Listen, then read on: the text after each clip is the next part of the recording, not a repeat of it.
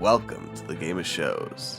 It's Friday, and it's that time again for Remembering Retro Friday, where I'll be taking a look at games in the past that had a significant impact on me. Most of the time I'll try to pick games that were kinda low-key.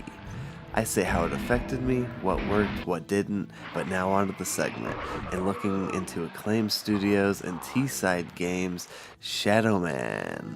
This game released on PC, PS1, Dreamcast, and the system I played it on, N64.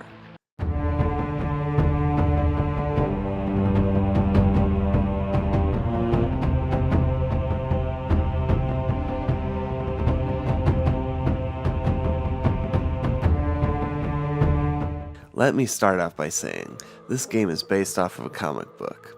I did not know this before, but I'd be very interested in reading them. Which makes sense, because this game kinda always had a Spawn crossed with Silent Hill feel to me. You play as Michael Leroy, a man who becomes a voodoo warrior that can warp between two worlds of the game, Live Side and Dead Side.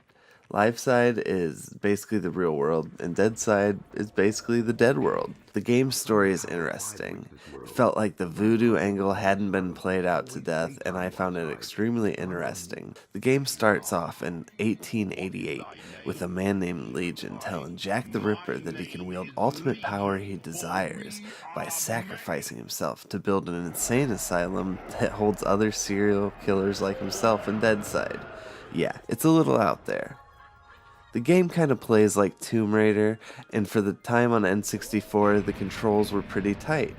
It had an auto-target system that worked for this game. You could wield two different types of weapons at once, really allowing you to hone in on your playstyle.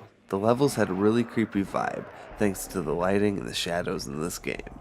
The atmospheric music is hard to detect at times, but it blends, giving the game the right feel of insanity that is needed.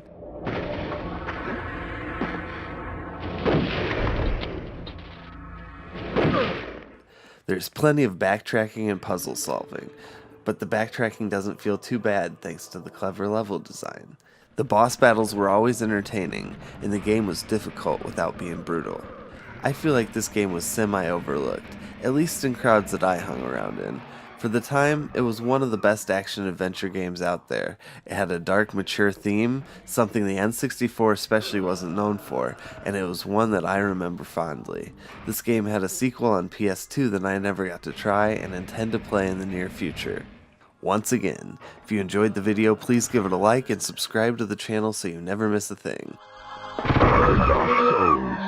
Are mine. If you have any requests, please feel free to shoot me ideas in the comments section. Next Friday, I'll be talking about MechWarrior 2 Mercenaries on the PC. Now get back to gaming. This has been Game of Shows.